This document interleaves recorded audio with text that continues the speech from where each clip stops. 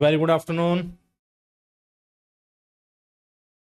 Very good afternoon. नमस्कार बच्चों, कैसे हैं आप लोग?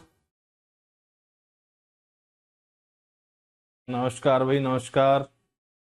कैसे हैं आप लोग?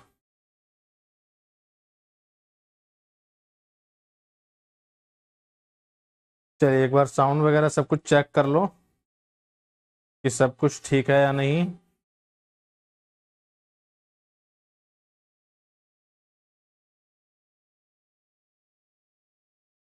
चलिए, मेरी तरफ से सब कुछ बिल्कुल ठीक है। चलिए तो जल्दी से बताइएगा कैसे हैं आप लोग और आपकी तैयारी कैसी चल रही है। ठीक है, अभी तक जितनी भी क्लासेस आपकी हुई है इसमें अगर कोई भी डाउट है तो आप बिल्कुल मुझसे पूछ सकते हो। ठीक है, बाकी फिर हम आज का जो नया टॉपिक है आपका वो कंटिन्यू करते हैं। बिल्कुल। चलिए, ठीक है, क्लियर है। Very good. चलिए बहुत अच्छे, ठीक है, तो मेहनत करके इसी तरह पढ़ते रहो। चलिए बच्चे, आज हम जो टॉपिक उठाएंगे, ठीक है, बहुत आसान सा और बहुत सुंदर सा कॉन्सेप्ट है। ठीक है, जिसे कहा जाता है फ्लैश चैम्बर। ठीक है, तो आज हमें कवर करना है यहाँ पर क्या? Flash chamber. Flash chamber. Flash chamber.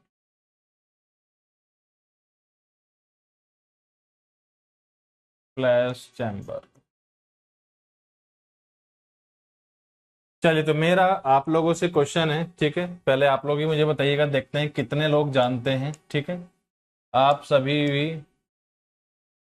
Diploma ITI, ठीक है, या जो भी आपने किया हो, कुछ ना कुछ करके आप लोग यहाँ पर बैठे हुए हैं। ठीक है, तो मुझे बताइएगा फ्लैश चैम्बर क्या होता है, फ्लैश चैम्बर से आप क्या समझते हो। ठीक है, ऐसा नहीं है कि आपने नहीं पढ़ी हुई होंगी चीजें, हर बच्चा सारी चीजें पढ़कर आया हुआ है। ठीक है, आप सब ने कभी ना कभी ये सारे टॉपिक बिल्कुल पढ़े हैं। ठीक है, तो मेरा आप लोगों से ही क्वेश्चन है, ठीक है, आप लोग ही मुझे बताइएगा कि फ्लैश चैम्बर क्या होता है, फ्लैश चैम्बर से आप लोग क्या समझते हैं। ठीक है, व्हाट इज फ्लैश चैम्बर? बोलो भाई, फ्लैश चैम्बर क्या होता है? फ्लैश चैम्बर क्या होता है?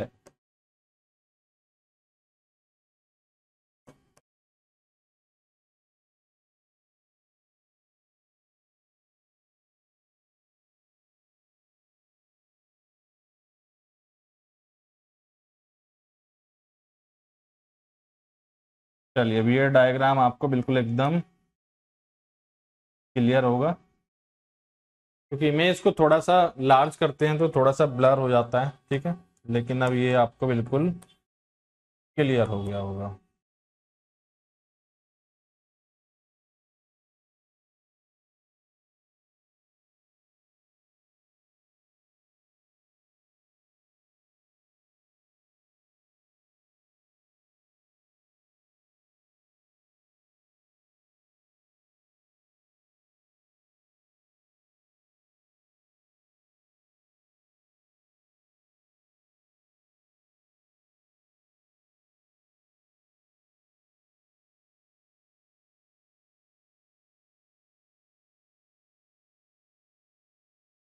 ठीक है, ये आपका M2 और ये आपका M1। चलिए,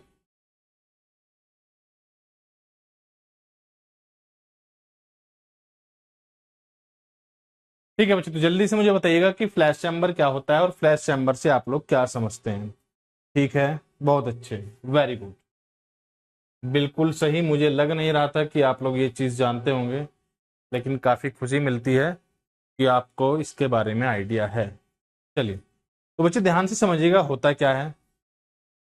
बच्चे, जैसा कि इससे पहले भी मैंने आपको बताया कि जब थ्रोटलिंग प्रोसेस होती है या जब एक्सपेंशन प्रोसेस होती है, तो एक्सपेंशन प्रोसेस होते समय कुछ हमारा जो लिक्विड होता है ये वेपर में कन्वर्ट हो जाता है। ठीक है, ये चीज मैं आप लोगों से पहले ही डिस्कस कर चुका हूं। एक छोटा सा डायग्राम बनाते हैं और उसके थ्रू हम समझेंगे कि जब एक्सपेंशन होता है, एक्सपेंशन होने के बाद थोड़ा सा जो लिक्विड होता है ये आपका किस में कन्वर्ट हो जाता है, ये आपका वेपर में कन्वर्ट हो जाता है। ध्यान से देखिएगा अब इस चीज को।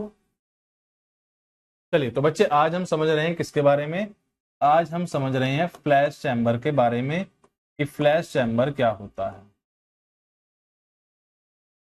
ठीक है, तो बच्चे होता क्या है, अगर हम इस प्रोसेस को वेपर कंप्रेशन प्रोसेस को अगर मैं बना दूं, ठीक है, टीएस डायग्राम पर, अगर मैं वीसीआरएस प्रोसेस को टीएस डायग्राम पर बना दूं तो ये प्रोसेस आपको कुछ इस तरह से दिखाई देती है। ये चीज तो सभी को अब बिल्कुल समझ में आ गई होगी। अगर मैं वीसीआरएस को इस तरह से टीएस डायग्राम पर बना दूं, ठीक है, तो कुछ इस तरह से दिखाई देती है। फिर यहां पर होती है दो कांस्टेंट प्रेशर लाइन, एक लाइन ये हो गई और एक लाइन हो जाती है ये लाइन। ठीक है, तो यहां पर जो प्रेशर होता है P is equal to PC, यानी कि कंडेंसर जिस प्रेशर पर वर्क करता है, और यहां पर होता है PE यानी कि इवेपोरेटर, इवेपोरेटर जिस प्रेशर पर वर्क करता है। ठीक है, ये हो गया इवेपोरेटर प्रेशर।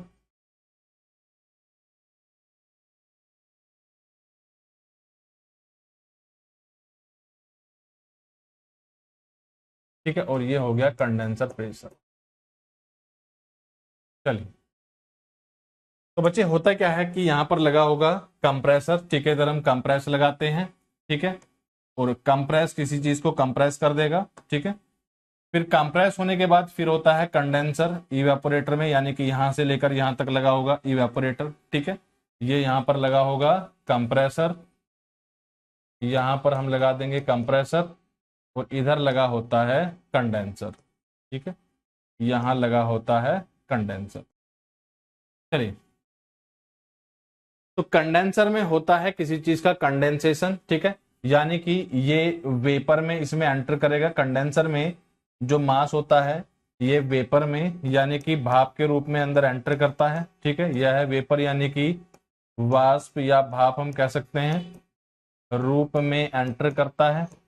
ठीक है, इसमें इस फॉर्म में ये एंटर करेगा, और जब ये कंडेंसर से एग्जिट करता है तो यह है लिक्विड यानी कि तरल अवस्था में बदल जाता है। ठीक है, तो यहां पर ये लिक्विड, रेफ्रिजरेंट जो होगा ये लिक्विड यानी कि तरल अवस्था में यानी कि तरल फॉर्म में ये हमें यहां पर मिलेगा। ठीक है, कंडेंसर में रेफ्रिजरेंट ने एंटर किया वेपर के रूप में, ठीक है, भाप के रूप में, और जब ये इससे एग्जिट करता है तो ये लिक्विड के रूप में इससे बाहर निकलता है। ठीक है, कंडेंसर के बाद बच्चे लगी होती है expansion device. Expansion pressure, expansion valve क्या करता है, अपर साइड और लोअर साइड के प्रेशर को मेंटेन करके रखता है। लेकिन जैसे ही रेफ्रिजरेंट इससे पास करता है, ठीक है, इसमें क्या होगा, इसमें कुछ लिक्विड जो होगा ये वेपर में अपने आप ही कन्वर्ट हो जाता है। अब ये चीज इंपॉर्टेंट है यहां पर कि क्या हुआ, जैसे ही रेफ्रिजरेंट एंटर करता है एक्सपेंशन वाल्व में, ठीक है, और उसका एक्सपेंशन होता है, तो इसमें कुछ रेफ्रिजरेंट अपने आप ही, ठीक है, कुछ रेफ्रिजरेंट अपने आप ही क्या करेगा, कुछ रेफ्रिजरेंट अपने आप ही किस में कन्वर्ट हो जाता है, ये आपका कन्वर्ट हो जाता है वेपर में। ठीक है, यानी कि इस पॉइंट पर हमें जो मिलेगा, ठीक है, यहां पर हमें जो मिला, ठीक है, ये आपका क्या लगा हुआ है, यहाँ पर एक्सपेंशन हो रहा है यहाँ पर। ठीक है, ये यहाँ पर एक्सपेंशन वॉल लगा हुआ है। ठीक है, यहाँ पर एक्सपेंशन वॉल लगा हुआ है, और बेसिकली यहाँ पर एक्सपेंशन की हम बात करते हैं तो यहाँ पर सिंपल हम थ्रोटलिंग डिवाइस यूज कर लेते हैं। ठीक है, यहाँ पर हम थ्रोटलिंग डिवाइस यूज कर लेते हैं। ठीक है, तो बच्चे यहां पर हमें जो रेफ्रिजरेंट मिलेगा ये लिक्विड प्लस, ये लिक्विड प्लस वेपर का एक मिक्सचर होगा। ठीक है, यहां पर हमें जो रेफ्रिजरेंट मिलेगा यह हमारा तरल, यह हमारा तरल प्लस भाप का एक मिश्रण होगा। ठीक है, यह हमारा तरल प्लस भाप का एक मिश्रण होगा। ठीक है, और इसके बाद रेफ्रिजरेंट जो होता है ये अंदर एंटर करता है इवेपोरेटर के। ठीक है, ये अंदर एंटर करता है इवेपोरेटर के। तो यहाँ पर हमारा क्या लगा होता है, यहाँ पर हमारा लगा होता है इवेपोरेटर, ठीक है, यहाँ पर हमारा लगा होता है इवेपोरेटर, ठीक है। तो बच्चे मेन कहानी यही होती है कि इवेपोरेटर में जो रेफ्रिजरेंट है यह हमारा लिक्विड फॉर्म में एंटर करना चाहिए, क्योंकि बेसिकली होता क्या है, इवेपोरेटर में फेज का चेंज होता है, यानी कि लिक्विड वेपर में कन्वर्ट होगा, और वेपर में कन्वर्ट होने के लिए वो करता है हीट एब्जॉर्ब। लेकिन जो रेफ्रिजरेंट पहले से ही वेपर की फॉर्म में है, ठीक है, वो क्या कराएगा, वो सिर्फ और सिर्फ इसके साइज को इंक्रीज कराएगा, वो कुछ भी हीट गेन नहीं करेगा, ठीक है। तो यहां से हम क्या करते हैं, यहां से हम लगा देते हैं फ्लैश चैम्बर। फ्लैश चैम्बर क्या होता है, फ्लैश चैम्बर में जो वेपर होती हैं वो वेपर सीधा साइकिल में आगे की तरफ सर्कुलेट हो जाती हैं, ठीक है, और फ्लैश चैम्बर सिर्फ और सिर्फ लिक्विड रेफ्रिजरेंट को इवेपोरेटर में भेजता है, ठीक है। तो इसके लिए हम लगाते हैं बच्चे इवेपोरेटर में फ्लैश चैम्बर, ठीक है, ये लगा हुआ है फ्लैश चैम्बर, ठीक है, ये हमारा यहां पर लगा हुआ है फ्लैश चैम्बर। और मैंने आपसे कहा कि साइकिल में जो रेफ्रिजरेंट आ रहा है, ठीक है, ये हमारा आया M2, ठीक है, मैंने आपसे कहा कि यहां पर जो रेफ्रिजरेंट आया, ठीक है, यहां पर जो रेफ्रिजरेंट आया ये है M2, ठीक है, टोटल मास कितना है, मैंने कहा M2 है, ठीक है। रेफ्रिजरेंट जो आया इसका मास है M2, लेकिन M2 में से सिर्फ M1 क्या है, टोटल हमारे पास मास कितना है, कुल मास अगर मैं कहूं, कुल मास, ठीक है, कुल इसका जो भार, कुल इसका जो द्रव्यमान है ये M2 है। M2 में से बच्चे क्या है, ठीक है, M2 में से जो M1 है, ठीक है, M2 में से जो M1 है यह है लिक्विड की फॉर्म में है, ठीक है, यह है लिक्विड की फॉर्म में है, ठीक है। M2 में से M1 लिक्विड की फॉर्म में है, तो बचा कितना, M2 माइनस M1 क्या होगा, वेपर होगा, ठीक है। M2 माइनस M1 क्या होगा, वेपर होगा, यानी कि भाप होगी। M2 माइनस M1 वेपर होगा, यानी कि भाप होगी। तो फ्लैश चैम्बर क्या करेगा, फ्लैश चैम्बर यहां से जो वेपर है, ठीक है, वेपर को सीधा ऊपर की तरफ लेकर जाएगा, ठीक है। जो भाप है, जो भाप है और उसका मास कितना है M2 माइनस M1, इसे ऊपर की तरफ लेकर जाएगा, और जो लिक्विड होता है यह लिक्विड को इवेपोरेटर में लेकर जाता है, ठीक है। यह क्या करेगा, यह लिक्विड को इवेपोरेटर में लेकर जाएगा, ठीक है। और यहां पर M1 क्या होगा, M1 यहां पर तरल की फॉर्म में होगा, और इवेपोरेटर में यह हीट गेन करेगा, और यहां पर M1 जो मास होगा यह वेपर की फॉर्म में बाहर निकलेगा, ठीक है। तो M1 इधर से आया और M2 माइनस M1 इधर से आया, ठीक है। और यहां पर हमें जो फिर से मिलेगा, यहां पर हमें फिर से M2 मिल जाएगा, ठीक है। इस पॉइंट पर क्या होगा, इस पॉइंट पर M2 माइनस M1 और यहां से M1 फिर से मिलेंगे, तो M2 minus M1 plus M1, यानी कि M2 मास क्या होगा, फिर से इस साइकिल में सर्कुलेट हो जाएगा, ठीक है।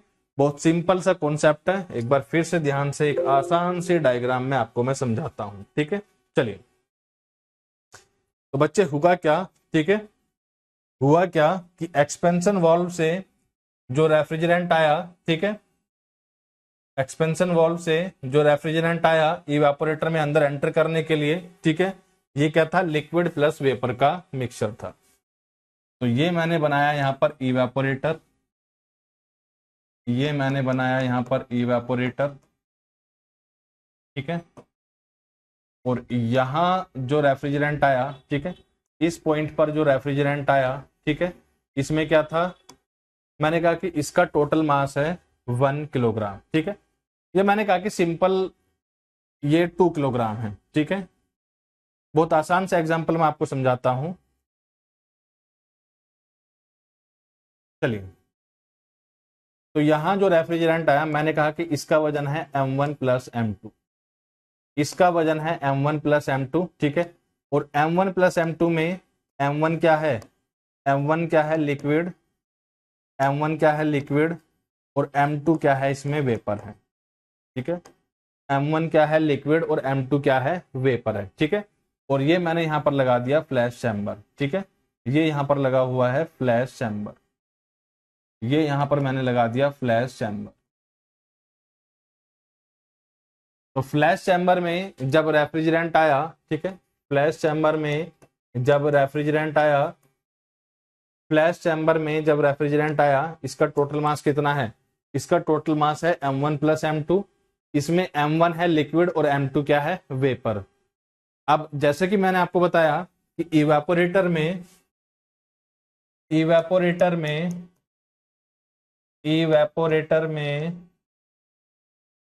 फेज चेंज होता है। इवेपोरेटर में फेज चेंज होता है, फेज चेंज होता है। तो लिक्विड बदलेगा वेपर में, ठीक है, लिक्विड बदलेगा वेपर में, और इसे ऐसा करने के लिए हमें हीट देनी होगी या ये हीट गेन करेगा, ठीक है, हीट गेन करेगा या हीट हमें देनी होगी। लेकिन जो पहले से ही वेपर है उसका क्या फायदा इवेपोरेटर में ले जाकर? जो रेफ्रिजरेंट पहले से ही वेपर की फॉर्म में है उससे हमें कोई लाभ ही नहीं है, उससे हमें कोई फायदा नहीं है, ठीक है। जो रेफ्रिजरेंट पहले से ही वेपर की फॉर्म में है, ठीक है, जो रेफ्रिजरेंट पहले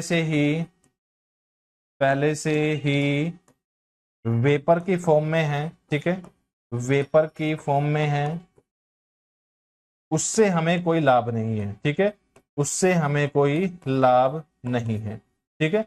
वो अननेसेसरीली इसका साइज को बढ़ाएगा, कुछ हीट गेन नहीं करेगा, कुछ कूलिंग इफेक्ट हमें नहीं देगा, ठीक है। तो इसके लिए हमने लगाया यहां पर फ्लैश चैम्बर। फ्लैश चैम्बर ने क्या किया? फ्लैश चैम्बर ने बहुत मजेदार चीज यहां पर की, क्या कि वो सिर्फ m1 मास को लेकर गया इधर, ठीक है, और m2 को लेकर गया इस तरह से, बाहर की तरफ से लेकर जाएगा, ठीक है, m2 को लेकर गया इस तरह से, ठीक है, m2 को लेकर गया इस तरह से, और यहां पर ये जाकर दोनों कहीं मिल जाते हैं, ठीक है, इधर से आया m1, इधर से आया m2, ठीक है, और ये टोटल फिर से कितना हो गया? m1 प्लस m2 हो गया, ठीक है। तो फ्लैश चैम्बर क्या करता है? फ्लैश चैम्बर रेफ्रिजरेंट में जो लिक्विड प्लस वेपर का मिक्सचर है, ठीक है, लिक्विड को अलग कर देता है, वेपर को अलग कर देता है, जिससे लिक्विड रेफ्रिजरेंट इवेपोरेटर में जाएगा, और इससे इवेपोरेटर का साइज कैसा रहेगा? छोटा रहेगा, बड़ा नहीं होगा, ठीक है। केवल तरल रेफ्रिजरेंट इवेपोरेटर में जाता है। M2 को हम क्या कर देते हैं? बाहर से लेकर जाते हैं। M2 किस में है? वेपर यानी कि भाप की फॉर्म में। तो ये आसान से काम होता है किसका? फ्लैश चैम्बर का, ठीक है। चलिए तो स्टार्ट करते हैं आज फ्लैश चैम्बर। देख लेते हैं एक बार फ्लैश चैम्बर के बारे में क्या क्या चीजें हैं, ठीक है। तो use of flash chamber in VCRS. VCRS में फ्लैश चैम्बर का उपयोग, ठीक है। वीसीआरएस आप सभी को पता चल गया होगा। वीसीआरएस क्या होता है? Vapour compression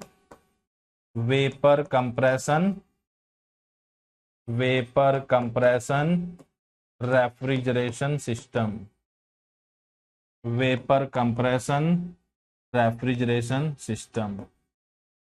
use of VCRS, ठीक है, use of flash chamber in VCRS. VCRS में फ्लैश चैम्बर का उपयोग, ठीक है। पहला पॉइंट देखिएगा क्या कहता है। Flash chamber is a device which is used to separate the liquid refrigerant from the mixture of refrigerant at the entry of evaporator, ठीक है।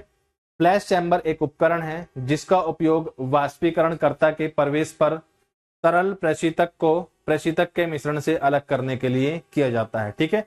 यानी कि इवेपोरेटर के एंट्री पॉइंट पर लिक्विड रेफ्रिजरेंट और जो वेपर की फॉर्म है दोनों को अलग कर देता है, और इवेपोरेटर में जाता है सिर्फ और सिर्फ आपका लिक्विड रेफ्रिजरेंट, ठीक है। चलिए, it allows only the liquid refrigerant to enter into the evaporator which results in absorption of heat, ठीक है। यह केवल तरल प्रशीतक को वाष्पीकरणकर्ता में प्रवेश करने की अनुमति देता है, जिससे परिणाम स्वरूप गर्मी का अवशोषण होता है, ठीक है। ओनली लिक्विड रेफ्रिजरेंट इवेपोरेटर में जाएगा और ये क्या करेगा? हीट को एब्जॉर्ब कर लेता है, ठीक है। ये आपका हो गया सेकंड पॉइंट।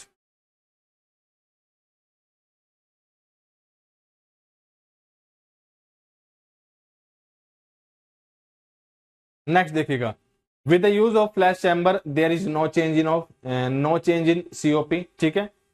फ्लैश चैम्बर के इस्तेमाल से सीओपी पर कोई बदलाव नहीं होता है, यानी कि कोफिशिएंट ऑफ परफॉर्मेंस पर इसका कोई असर नहीं पड़ता है। फ्लैश चैम्बर के यूज करने से इवेपोरेटर का साइज छोटा हो जाता है, बस इतना सा अंतर यहां पर पड़ता है, ठीक है।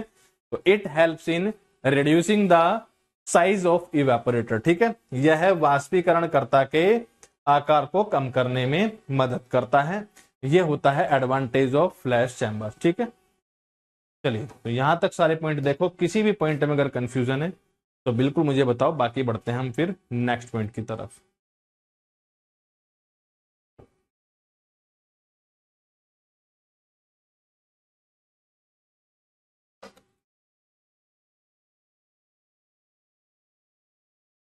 क्लियर है?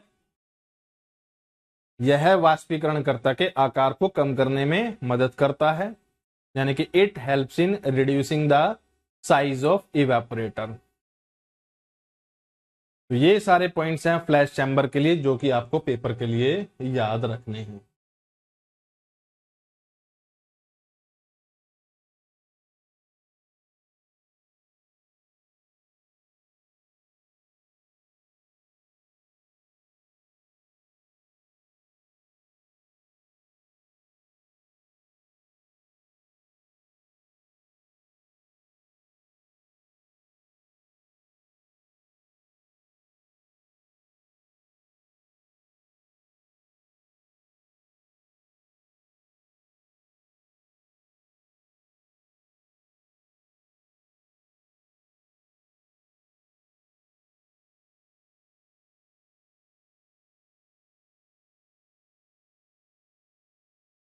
चलिए, ठीक है, वेरी गुड।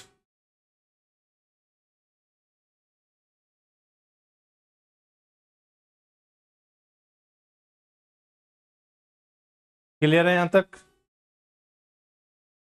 ठीक है, बहुत अच्छे।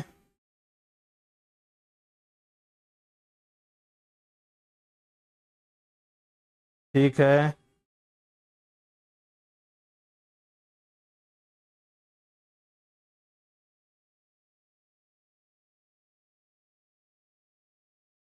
चलिए, वेरी गुड। तो बच्चे, यहां तक हमारे फ्लैश चैम्बर की कहानी हो जाती है समाप्त, ठीक है। और यहां पर आते आते हमारा जो वीसीआरएस है, वीसीआरएस भी हो जाता है समाप्त, ठीक है। वीसीआरएस आप पूरा समझ गए होंगे। V vapour, C compression, R refrigeration और एस होता है सिस्टम, ठीक है। चलिए, तो ये सारे पॉइंट है वीसीआरएस के लिए। अब बच्चे, हमारा नेक्स्ट आता है VARS, यानी कि वेपर एब्जॉर्प्शन रेफ्रिजरेशन सिस्टम, ठीक है। तो VCRS की एफिशिएंसी अच्छी होती है, ठीक है। सारी चीजें VCRS में अच्छी हैं, ठीक है। कूलिंग भी अच्छी करता है, साइज भी इतना बड़ा नहीं होता है, ठीक है। लेकिन VCRS में लगा होता है कंप्रेसर, ठीक है। और कंप्रेसर के लगे होने की वजह से वहां पर कुछ कुछ समस्याएं आती हैं, ठीक है। VCRS में लगा होता है कंप्रेसर, और कंप्रेसर के होने की वजह से यहां पर कुछ कुछ चीजें आती हैं, ठीक है, जिसकी वजह से थोड़ी बहुत प्रॉब्लम होती है। क्या क्या? सबसे पहला कि ये कैसा ऑपरेशन होगा, एक नॉइजी ऑपरेशन है, यानी कि यहां पर शोर होता है, ठीक है। कंप्रेसर जब चलेगा तो आवाज होगी, ठीक है।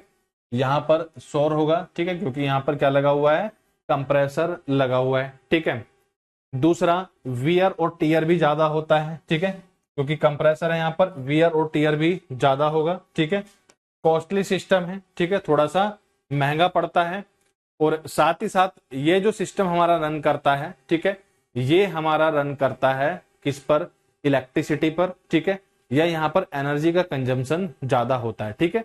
मेन क्या है यहाँ पर कि जो कंप्रेसर चलेगा, कंप्रेसर को चलाने के लिए हमें जरूरत पड़ेगी किसकी, इलेक्ट्रिसिटी की, ठीक है। कंप्रेसर को चलाने के लिए हमें जरूरत पड़ती है इलेक्ट्रिसिटी की, ठीक है।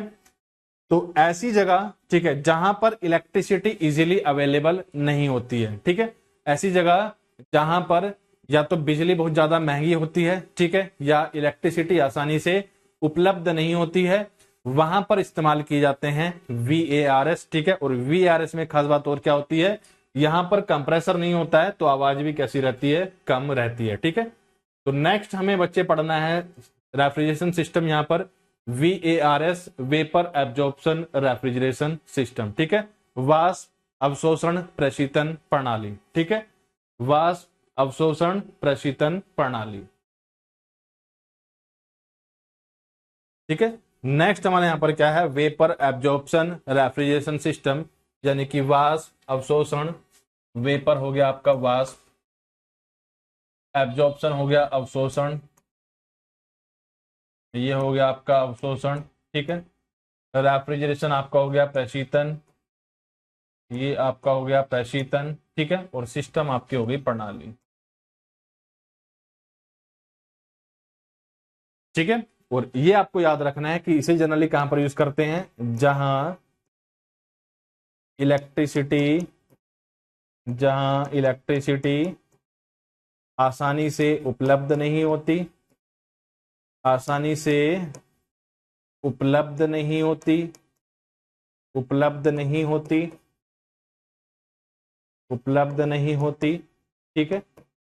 या या या बिजली की कॉस्ट बहुत ज्यादा होती है, ठीक है। या बिजली बहुत ज्यादा महंगी होती है, या बिजली बहुत ज्यादा महंगी होती है, या बिजली बहुत ज्यादा महंगी होती है, ठीक है। तो वहां पर हम यूज करते हैं वेपर एब्जॉर्प्शन रेफ्रिजरेशन सिस्टम, ठीक है। वी यानी कि वेपर यानी कि वाष्प, एब्जॉर्प्शन यानी कि अवशोषण, रेफ्रिजरेशन यानी कि प्रशीतन, और सिस्टम यानी कि प्रणाली, ठीक है। एक बार इसे देखो ध्यान से, फिर इसके बारे में पूरा डिस्कशन हम लोग करते हैं।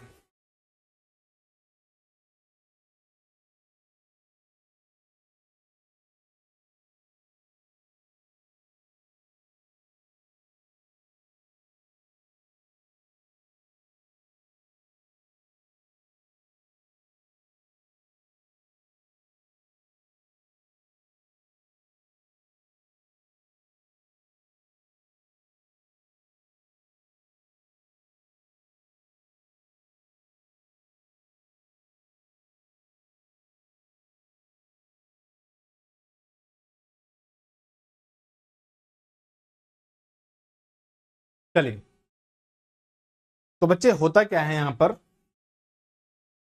देखिए जो कंप्रेसर होता है, कंप्रेसर क्या करता है, ठीक है। कंप्रेसर बेसिकली जो रेफ्रिजरेंट हम यूज करते हैं इसके तापमान को और इसके प्रेशर को इंक्रीज कर देता है, ठीक है। हमने वीसीआरएस में जो कंप्रेसर यूज किया, ठीक है, वेपर कंप्रेशन। रेफ्रिजरेशन में जो हमने कंप्रेसर का यूज किया, कंप्रेसर वहां पर क्या करता है, कंप्रेसर रेफ्रिजरेंट के प्रेशर और टेम्परेचर को बढ़ा देता है, ठीक है, जिससे कंडेंसर में जाने के बाद एक अच्छा खासा सराउंडिंग से डिफरेंस आ जाता है रेफ्रिजरेंट का, ठीक है। मैं आपको पहले ही बता चुका हूं कि हीट हमेशा फ्लो करती है higher temperature to lower temperature, ठीक है। तो कंडेंसर में हीट का रिजेक्शन कराने के लिए प्रेशर के जो आपका रेफ्रिजरेंट है उसके पास इतनी एनर्जी होनी चाहिए कि सराउंडिंग में जो फ्लूइड है उसकी एनर्जी से ज्यादा रहे, ठीक है। बेसिकली हमारा एटमोस्फेयर ही होता है सराउंडिंग, और इसी में ही रेफ्रिजरेंट हीट का ट्रांसफर करता है, ठीक है। तो कंप्रेसर हम इस्तेमाल करते हैं प्रेशर और टेम्परेचर को इंक्रीज कराने के लिए, ताकि जब ये कंडेंसर में जाए, ठीक है, कंडेंसर से एम्बियंट में यानी कि high energy to low energy की तरफ हीट का ट्रांसफर आसानी से हो सके, ठीक है। चलिए, तो बच्चे होता क्या है कि यहां पर हम कंप्रेसर को हटा देते हैं, ठीक है, लेकिन फिर बात आती है कि यहां पर जब हम कंप्रेसर को हटा देंगे, ठीक है, तो ये एनर्जी का डिफरेंस कहां से आएगा, ताकि कंडेंसर में हीट का रिजेक्शन हो पाए, ठीक है। हमें वो चीज तो हमेशा ही देनी पड़ेगी, रेफ्रिजरेंट के पास इतनी एनर्जी तो हो ताकि कंडेंसर में जाकर आसानी से वो हीट का रिजेक्शन कर पाए, ठीक है। नहीं तो अगर टेम्परेचर डिफरेंस ज्यादा नहीं होगा तो हीट का रिजेक्शन नहीं हो पाएगा, ठीक है। तो ऐसा क्या करें कि कंप्रेसर को हम रिप्लेस कर दें, लेकिन जो चीजें कंप्रेसर करता है वो सभी चीजें हमें मिल जाए। क्या है केस यहां पर कि ऐसा हम लोग क्या करें कि हम कंप्रेसर को हटाकर जो काम कंप्रेसर करता है वो काम यहां पर हो सके, ठीक है। तो इसके लिए बच्चे हम यहां पर यूज करते हैं कंप्रेसर को हटाकर, ठीक है, एब्जॉर्बर, ठीक है, पंप और जनरेटर। तीन चीज याद रखिएगा। क्वेश्चन ये आता है कि वेपर एब्जॉर्प्शन रेफ्रिजरेशन सिस्टम में कंप्रेसर की जगह हम किन नई चीजों का इस्तेमाल करते हैं, ठीक है।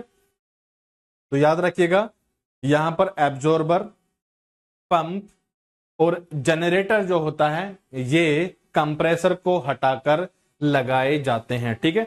तो फर्स्ट पॉइंट हमारा यही हो जाता है, ठीक है, कि यहां पर कंप्रेसर को हटाकर यानी कि वीसीआरएस में कंप्रेसर को हटाकर, ठीक है, क्या 3 नई चीजें लगाई जाती हैं, ठीक है, क्या 3 नई चीजें लगाई जाती हैं, ठीक है। तो वेपर एब्जॉर्प्शन रेफ्रिजरेशन सिस्टम, वाष्प अवशोषण प्रशीतन प्रणाली, ठीक है। The compressor which is used in VCRS is replaced with absorber pump and generator, ठीक है।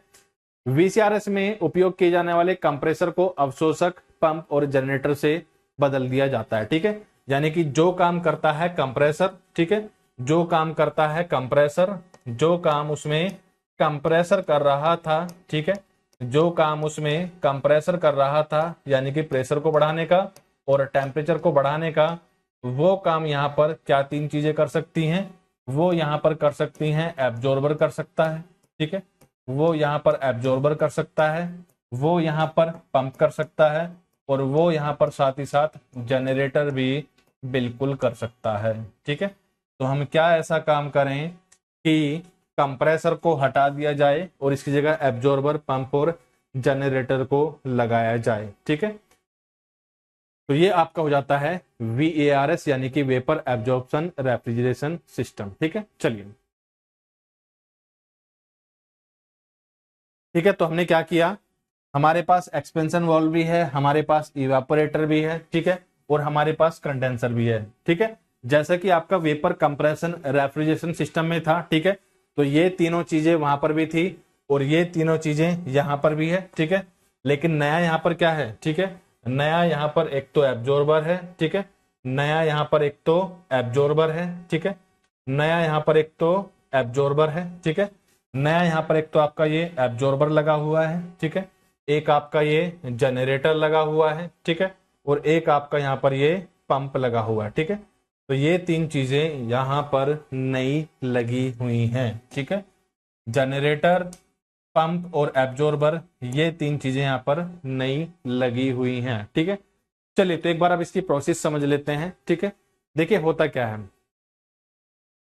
सबसे पहला यहां पर 2 तरह के पेयर यूज किए जाते हैं, ठीक है। जो वेपर एब्जॉर्प्शन रेफ्रिजरेशन सिस्टम होता है, ठीक है, यहां पर रेफ्रिजरेंट के और एब्जॉर्बर के 2 तरह के पेयर यूज किए जाते हैं। एक होता है अमोनिया और वाटर का पेयर और एक होता है लिथियम ब्रोमाइड और वाटर का पेयर, ठीक है। 2 पेयर यहां पर यूज किए जाते हैं, एक होता है अमोनिया का और वाटर का पेयर, एक होता है लिथियम ब्रोमाइड और वाटर का पेयर, ठीक है। अभी हम एक एग्जाम्पल समझ रहे हैं जिसमें H2O यानी कि पानी, NH3 यानी कि अमोनिया, इन दोनों का पेयर इस्तेमाल किया गया है, ठीक है। अभी हम यहाँ पर एक एग्जाम्पल समझ रहे हैं और इस एग्जाम्पल में, ठीक है, अमोनिया यानी कि NH3 और H2O यानी कि पानी के पेयर का इस्तेमाल किया गया है, ठीक है।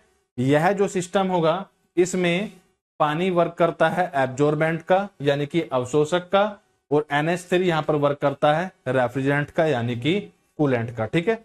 तो यहां पर एक एग्जाम्पल हम देख रहे हैं, ठीक है, और इस एग्जाम्पल में क्या है, इस एग्जाम्पल में हम देख रहे हैं NH3 और पानी का पेयर, ठीक है। यहां पर हम देख रहे हैं अमोनिया, अमोनिया, अमोनिया प्लस पानी, ठीक है। एक पेयर इस्तेमाल किया जा रहा है, कौन सा, अमोनिया प्लस पानी का, ठीक है। अमोनिया यहां पर वर्क करेगा रेफ्रिजरेंट का, अमोनिया यहां पर वर्क करेगा रेफ्रिजरेंट का और पानी यहां पर वर्क करेगा अवशोषक का यानी कि एब्जॉर्बर। पानी यहां पर वर्क करेगा एब्जॉर्बर का यानी कि अवशोषक का और ये वर्क करेगा यहां पर रेफ्रिजरेंट।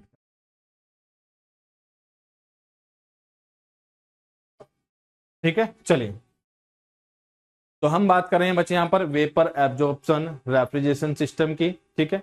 VARS की हम यहां पर बात कर रहे हैं, ठीक है। VARS में क्या होता है, हम कंप्रेसर को हटा देते हैं क्योंकि कंप्रेसर बहुत आवाज करता है, साथ ही साथ कंप्रेसर को चलाने के लिए बहुत ज्यादा बिजली की जरूरत पड़ती है, ठीक है। तो यहां पर हम यूज करते हैं एब्जॉर्बर का, यहां पर हम यूज करते हैं पंप का और यहां पर हम यूज करते हैं जनरेटर का, किसकी जगह, कंप्रेसर की जगह, ठीक है। कंप्रेसर का काम होता है प्रेशर को, टेम्परेचर को बढ़ा देना, ठीक है। वही काम यहां पर एब्जॉर्बर, पंप और जनरेटर कर देते हैं, ठीक है। वेपर एब्जॉर्प्शन रेफ्रिजरेशन सिस्टम में एक पेयर, एक जोड़ा यूज किया जाता है, ठीक है। और एक जोड़े का एग्जाम्पल हम यहाँ पर समझ रहे हैं पानी का और अमोनिया का, ठीक है। पानी और अमोनिया का जोड़ा यहाँ पर लिया गया है। अमोनिया यहाँ पर वर्क करेगा रेफ्रिजरेंट का यानी कि ठंडा करने का, ठीक है। और पानी यहाँ पर वर्क करता है अवशोषक का यानी कि एब्जॉर्बर का। चलिए देखिएगा, तो बच्चे हुआ क्या, इवेपोरेटर में आता है सिर्फ और सिर्फ अमोनिया, ठीक है, यानी कि यहां पर आएगा सिर्फ और सिर्फ अमोनिया यानी कि NH3, ठीक है। यहां पर आएगा अमोनिया यानी कि NH3, ठीक है। चलिए NH3 यहां पर लिक्विड की फॉर्म में एंटर करेगा और जैसे ही इन ट्यूब्स के अंदर जाएगा, ठीक है, अमोनिया और कैसे प्रेशर पर है, अमोनिया लो प्रेशर पर है। आपको पता है एक्सपेंशन के वॉल्व क्या होता है, एक्सपेंशन वॉल्व के बाद प्रेशर डिक्रीज हो जाता है और रेफ्रिजरेंट हमारा होता है लिक्विड फॉर्म में, ठीक है। तो इवेपोरेटर में जो एंटर करेगा ये low pressure liquid ammonia enter करता है, ठीक है। और इवेपोरेटर में फेज चेंज होता है यानी कि यहाँ पर जो बाहर निकलेगा, ठीक है, यहां से जाकर जो बाहर निकला, ठीक है, यहां से जाकर जो बाहर निकलेगा, ठीक है, यहां से जाकर जो बाहर निकला ये क्या निकलेगा, लो प्रेशर NH3 वेपर, ठीक है। इवेपोरेटर में low pressure liquid ammonia enter करेगा और बाहर निकलेगा लो प्रेशर NH3 वेपर, ठीक है। चलिए, तो बच्चे होता क्या है, जो पंप होते हैं ना, ठीक है, ये पंप प्रेशर को इंक्रीज करते हैं, ठीक है, लेकिन पंप जो मास हैंडल करता है वो जनरली लिक्विड के लिए होता है। जैसे आपके घर में लगा होगा ना, ठीक है, पानी का एक पंप लगा होगा, ठीक है, पानी ऊपर चढ़ाने के लिए, पानी को टंकी में भरने के लिए पंप लगा होता है, तो प्रेशर इंक्रीज कर देता है, ठीक है, तभी पानी आपके ग्राउंड से लेकर ऊपर तक चला जाता है टंकी तक, ठीक है। पानी वेपर को हैंडल नहीं करता है, जो आपका जो पंप होगा, पंप वेपर को हैंडल नहीं करता है यानी कि भाप या गैस को हैंडल नहीं करता है, पंप में जाता है हमेशा लिक्विड यानी कि तरल, ठीक है। तो यहां पर भी बच्चे हमारे पास क्या है, पंप है, ठीक है। और अगर मैं एब्जॉर्बर ना लगाता, ठीक है, एब्जॉर्बर अगर मैं ना लगाता, सीधा पंप लगाता, ठीक है, और इवेपोरेटर से जो आता ये हमारी वेपर होती, भाप होती अमोनिया की, तो पंप को कठिनाई होती इसका प्रेशर इंक्रीज कराने में। तो करते क्या है, यहां पर जो आपका लो प्रेशर NH3 वेपर है ये एब्जॉर्बर में जाकर मिलता है किसमें, ठीक है, ये एब्जॉर्बर में जाकर मिलता है पानी से, ठीक है। अब इस चीज को अच्छे से याद रखिएगा कि जो लो प्रेशर NH3 वेपर है ये एब्जॉर्बर में जाकर मिलता है पानी से, ठीक है। और एब्जॉर्बर में पानी का और अमोनिया का एक सॉल्यूशन मिल गया, ठीक है। और यहां पर हम कूलिंग वाटर यूज करके इसे थोड़ा क्या कर लेते हैं, ठंडा कर लेते हैं, ठीक है। यहां पर हमने कूलिंग वाटर का इस्तेमाल करके, ठीक है, इसे थोड़ा सा ठंडा कर लिया है, ठीक है। अब एक चीज देखिएगा कि इवेपोरेटर में रेफ्रिजरेंट में हीट का एडिशन हुआ, ठीक है। अगर हम इवेपोरेटर की बात करेंगे तो यहां पर ये हीट क्या करेगा, गेन करेगा, ठीक है। यहां पर बाहर से हीट का एडिशन हुआ, ठीक है, लेकिन एब्जॉर्बर में कूलिंग वाटर हमने इस्तेमाल किया और यहां पर क्या है, थोड़ी हीट बाहर निकल जाती है, ठीक है। यहां पर थोड़ी हीट इससे बाहर निकल जाती है, ठीक है। चलिए, तो लो प्रेशर NH3 वेपर, ठीक है, हम लेकर गए एब्जॉर्बर में और कूलिंग वाटर हमने इस्तेमाल करके इसे थोड़ा सा ठंडा कर लिया, ठीक है। अब यहां से हमारे पास NH3 और पानी दोनों आपस में मिल गए हैं, ठीक है, इन्हें पंप में लेकर जाएंगे, पंप क्या कर देगा, इनके प्रेशर को इंक्रीज कर देगा, ठीक है। और प्रेशर इंक्रीज होने के बाद ये जाते हैं जनरेटर के अंदर, ठीक है। और यहां पर भी क्या है, NH3 प्लस H2O का सॉल्यूशन है, ठीक है। यहां पर भी क्या है, यहां पर भी अमोनिया का और पानी का एक सॉल्यूशन हमारे पास है, ठीक है। यहां पर भी अमोनिया और पानी का सॉल्यूशन हम लोगों के पास है, ठीक है। चलिए, तो यहां पर लगा होता है बच्चे बर्नर, ठीक है, यहां पर लगा हुआ होगा बर्नर और बर्नर क्या करेगा, इसमें बाहर से हीट सप्लाई करेगा, ठीक है। बर्नर क्या करेगा, यहां पर इसमें बाहर से हीट सप्लाई करेगा, ठीक है। बर्नर यहां से बाहर से इसमें हीट सप्लाई करेगा। तो होता क्या है, पानी को भाप बनने में लगता है टाइम, लेकिन जो अमोनिया होती है, ठीक है, ये अमोनिया बहुत जल्दी से वेपर में कन्वर्ट हो जाती हैं और ये ऊपर की तरफ जाने लगती हैं, ठीक है। जो अमोनिया होगी यहां से वेपर में बदल जाती है, ठीक है, जो अमोनिया होगी यहां से वेपर में बदल जाती है, ठीक है। अमोनिया जल्दी से वेपर में बदल जाती है, ठीक है। अमोनिया जल्दी से भाप में बदल जाती है, ठीक है। और पानी को हम नीचे से लेकर जाते हैं फिर से कहां पर, एब्जॉर्बर में। ठीक है, यहां से हम पानी को वापिस एब्जॉर्बर में लेकर चले जाते हैं। ठीक है, पानी फिर से कहां पर आ जाता है, पानी को फिर से एब्जॉर्बर में लेकर चले जाते हैं और अमोनिया की वेपर जो होती है इन्हें हम यहां से ऊपर की तरफ लेकर चले जाते हैं। ठीक है, लेकिन होता क्या है कि जब हम इस सॉल्यूशन को गर्म करेंगे, जब हम अमोनिया प्लस पानी को जब हम गर्म करेंगे, ठीक है, तो इसमें से कुछ मात्रा जो पानी की होगी ये भी वेपर में कन्वर्ट होगी। ठीक है, कुछ ना कुछ पानी भी वेपर में बदलेगा। ठीक है, कुछ ना कुछ पानी भी भाप में बदलेगा, कुछ ना कुछ पानी भी भाप में बदल जाएगा। इस भाप को हटाने के लिए, यानी कि इस पानी को कंडेंस करने के लिए हम इस्तेमाल करते हैं यहाँ पर एनालाइजर का और रेक्टिफायर का। ठीक है, तो यहां पर हम इस्तेमाल करते हैं एनालाइजर का प्लस रेक्टिफायर का। ठीक है, यहां पर इस्तेमाल हम करते हैं एनालाइजर का और रेक्टिफायर का। एनालाइजर और रेक्टिफायर क्या करते हैं, इस पानी को कंडेंस करा लेते हैं। ठीक है, पानी कंडेंस होकर यानी कि बूंद के रूप में, ठीक है, नीचे की तरफ आएगा, नीचे की तरफ पानी आएगा और इस पानी को हम लेकर चले जाते हैं फिर से कहां पर, यहां पर। ठीक है, यानी कि एब्जॉर्बर में। ठीक है, तो यहां से क्या निकलती है, यहां से सिर्फ और सिर्फ यहां से सिर्फ अमोनिया NH3 भाप निकलती है। ठीक है, यहां से सिर्फ NH3 भाप निकलती है और इन भाप को लेकर जाते हैं हम कंडेंसर में। ठीक है, कंडेंस कराते हैं और बाकी की आपकी ये पूरी प्रोसेस इस तरह से चलती रहती है। ठीक है, इस तरह से ये पूरी प्रोसेस आपकी क्या करती रहेगी, चलती रहेगी। तो एक बार जल्दी से देखो इस डायग्राम को, इसमें अगर आपको कोई भी डाउट है तो मुझे बताओ, फिर सीधे सीधे आएंगे क्वेश्चन पर। ठीक है, क्योंकि पूरी साइकिल पेपर में ना पूछी जानी है और ना ही आपको थ्योरी लिखनी है। ठीक है, ना ही ये पूरी साइकिल आपकी पेपर में पूछी जानी है, ना ही आपको थ्योरी लिखनी है, आपको करने हैं पेपर में जाकर ऑब्जेक्टिव क्वेश्चन सॉल्व। ठीक है, तो उन्हीं की हम बात करेंगे। एक बार देखो फिर से साइकिल, फिर से मैं आपको समझाता हूं। ठीक है, और फिर हम आएंगे कि एग्जाम में क्वेश्चन किस तरह से पूछे जाएंगे और आपको ये सभी चीजें किस तरह से याद रखनी है। तो यहां तक एक बार सभी लोग आ जाओ, फिर बढ़ते हैं आगे की तरफ।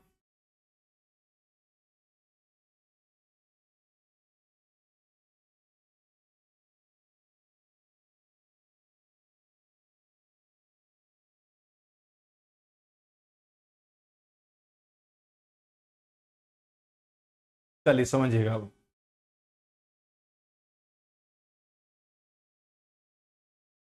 ध्यान से सुनना एक बार फिर से।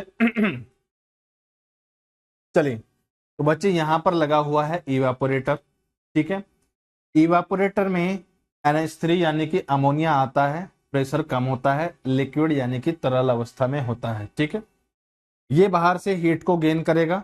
ठीक है, इवापोरेटर क्या करेगा, रूम से हीट को गेन करेगा, तभी तो रूम ठंडा होगा। ठीक है, तो इवापोरेटर में रेफ्रिजरेंट ने हीट को गेन करा और लिक्विड से ये बदल गया वेपर में। ठीक है, तो यहां पर हमें क्या मिला, लो प्रेशर अमोनिया वेपर मिली। ठीक है, फिर इसे हम पानी में ले जाकर मिला देते हैं। ठीक है, तो पानी का तापमान कुछ बढ़ेगा और इसे ठंडा करने के लिए कूलिंग वाटर हम इस्तेमाल करते हैं और इसका तापमान टेम्परेचर कम हो जाता है। ठीक है, यानी कि यहां से हीट बाहर निकल रही है। ठीक है, तो यहां हमें मिला strong NH3 plus H2O solution. Pump क्या करेगा, इसके प्रेशर को बढ़ा देगा और प्रेशर बढ़ाने के बाद इस सॉल्यूशन को हम लेकर जाते हैं जनरेटर में। अब जनरेटर में आने के बाद हमें पानी को और अमोनिया को अलग करना है। ठीक है, तो जैसे ही इसे गर्म करना शुरू करते हैं, अमोनिया बहुत तेजी से वेपर में बदल जाता है, पानी को टाइम लगता है और पानी को फिर हम नीचे से निकालकर फिर से एब्जॉर्बर में लेकर आ जाते हैं। ठीक है, चलिए, लेकिन जब इसे हम गर्म करते हैं तो अमोनिया के साथ कुछ ना कुछ पानी भी भाप में बदल जाता है। ठीक है, उस पानी को अलग करने के लिए हम एनालाइजर और रेक्टिफायर का इस्तेमाल करते हैं। पानी को ठंडा करा के फिर से नीचे लेकर आते हैं और इस तरह से फिर से एब्जॉर्बर में लेकर आ जाते हैं। ठीक है, ऊपर से सिर्फ NH3 की भाप को हम लेकर जाते हैं कंडेंसर में। ठीक है, और यहां से बाहर की तरफ होता है हीट का रिजेक्शन। ठीक है, और फिर इस तरह से ये पूरी साइकिल आपकी चलती रहती है। ठीक है, चलिए, तो ये तो हो गया आपकी थ्योरी वाला पार्ट। अब बात आती है कि एग्जाम में क्वेश्चन किस तरह से पूछे जाते हैं। ठीक है, आफ्टर ऑल हमें करने क्वेश्चन ही सॉल्व हैं। ठीक है, तो अब सीधा उन्हीं पॉइंट्स पर आते हैं। चलिए, एक एक करके सारी चीजों को समझना है, देखना है, ठीक है, और जो क्वेश्चन आते हैं उन पर हमें फोकस करना है, ठीक है। चलिए, तो सबसे पहला इसका नाम क्या है, ठीक है। सबसे पहला जो हम पढ़ रहे हैं इसका नाम है वेपर एब्जॉर्प्शन रेफ्रिजरेशन सिस्टम, ठीक है, और इसे हिंदी में कहा जाता है वाष्प अवशोषण प्रशीतन प्रणाली, ठीक है। चलिए, तो VARS में जो कंप्रेसर लगा हुआ होता है, ठीक है, इसे हम रिप्लेस कर देते हैं एब्जॉर्बर से, पंप से और जनरेटर से, ठीक है। यहां पर जो कंप्रेसर लगा हुआ होता है इसे हम रिप्लेस कर देते हैं एब्जॉर्बर से, पंप से, जनरेटर से, ठीक है। चलिए, फिर बात आती है कि इसमें जनरेटर जो लगा हुआ है इस जनरेटर का क्या काम होता है, ठीक है। तो in which the heat energy is provided externally, ठीक है। जनरेटर में बाहर से ऊष्मा दी जाती है, ठीक है, जिससे NH3 और पानी को हम अलग कर लेते हैं, ठीक है। हीट हम बाहर से दे रहे हैं, तो इसे बोला जाता है कि जो VARS होता है, देखिए VCRS में हमने बाहर से दी इलेक्ट्रिसिटी, ठीक है, ज्यादा इलेक्ट्रिसिटी देते हैं, तो हम कहते हैं कि VCRS जो वर्क करता है यह हाई ग्रेड एनर्जी पर वर्क करता है, और VARS जो होता है इसे हम जनरेटर में बाहर से हीट दे रहे हैं, तो ये आपका लो ग्रेड एनर्जी पर वर्क करता है, ठीक है। दो चीजें आपको और याद रखनी है, दो तरह की एनर्जी आपकी होती है, दो तरह की एनर्जी आपकी होती है। एक होती है high grade energy, high grade energy, high grade energy, जैसे आपकी इलेक्ट्रिसिटी जो है, जैसे आपकी इलेक्ट्रिसिटी जो है ये होती है हाई ग्रेड एनर्जी, ठीक है। और कंप्रेसर जो चलता है मेनली ये इलेक्ट्रिसिटी से ही चलता है, ठीक है। तो हम कह सकते हैं यहां से मोटा मोटा कि VCRS जो वर्क करता है ये आपका हाई ग्रेड एनर्जी पर वर्क करता है, ठीक है। यहां से मोटा मोटा हम कह सकते हैं कि VCRS जो होता है यह आपका हाई ग्रेड एनर्जी पर वर्क करता है, ठीक है। एक आपकी होती है हाई ग्रेड एनर्जी को शॉर्ट फॉर्म में लिख देते हैं HGE, ठीक है, इसे शॉर्ट फॉर्म में HGE लिख दिया जाता है। एक आपकी होती है LGE, ठीक है, एक आपकी होती है LGE जिसे कहा जाता है लो ग्रेड एनर्जी। एक आपकी होती है LGE जिसे कहा जाता है लो ग्रेड एनर्जी, ठीक है। जैसे जो हीट है, ठीक है, जैसे आपकी जो हीट है, ठीक है, ऊष्मा जो है ये आपकी होती है लो ग्रेड एनर्जी। तो होता क्या है बच्चे, जब हम जनरेटर की बात कर रहे हैं, ठीक है, तो जनरेटर में NH3 और पानी को अलग करने के लिए, ठीक है, पानी को अलग करने के लिए हमने इसे बाहर से गर्म किया, ठीक है, हमने इसे बाहर से गर्म किया, ठीक है, हमने इसे बाहर से गर्म किया, ठीक है, यानी कि बाहर से इसे हीट दी, यानी कि इसे बाहर से हमने ऊष्मा दी, ठीक है। और यह ऊष्मा हमें काफी देनी पड़ती है, बहुत ज्यादा होती है, जैसे यहाँ पर हमने बिजली बहुत ज्यादा दी, इसी तरह से हमने इसे हीट भी ज्यादा देनी होगी, ठीक है। तो हम कह सकते हैं मोटा मोटा कि जो VARS जो होता है, ठीक है, इसमें हम हीट देते हैं, ठीक है, इसीलिए यह वर्क करता है हमारा LGE यानी कि लो ग्रेड एनर्जी पर।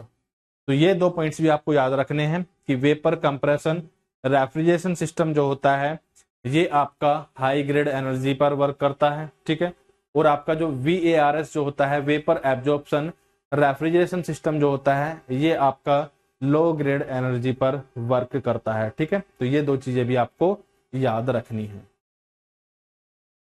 तो जनरेटर में हम क्या करते हैं, in which the heat energy is provided externally, ठीक है, जिसमें हम बाहर से हीट एनर्जी देते हैं, ठीक है, जिसमें ऊष्मा ऊर्जा बाहर से प्रदान की जाती है, ये आपका होता है जनरेटर, ठीक है, जिसमें ऊष्मा ऊर्जा बाहर से प्रदान की जाती है। यहां तक एक बार सभी लोग आ जाओ, फिर बढ़ते हैं आगे की तरफ। जिसमें ऊष्मा ऊर्जा बाहर से प्रदान की जाती है।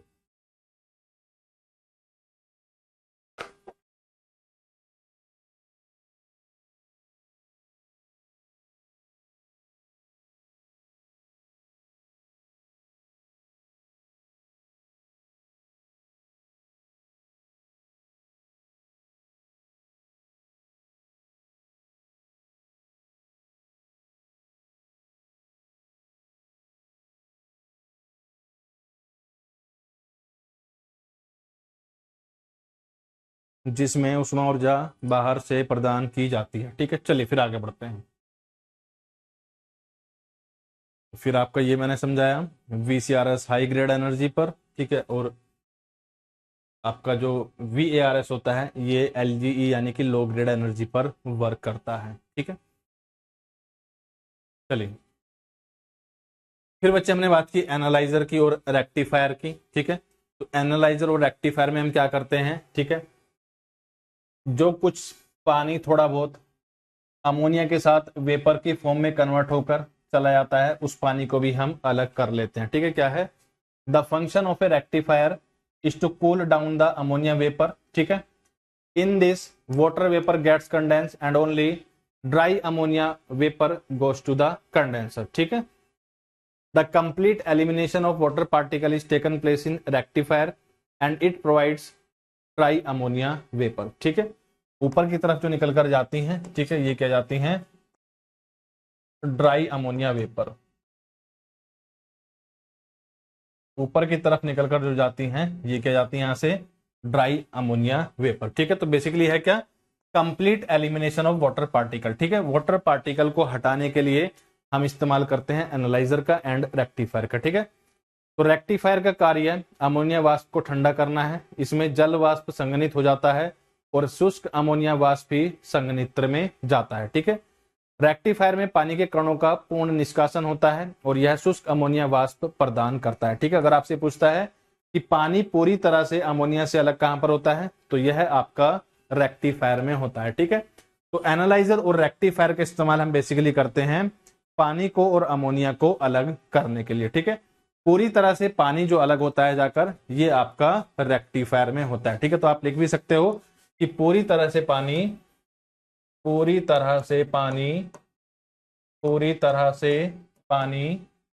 रेक्टिफायर में अलग होता है।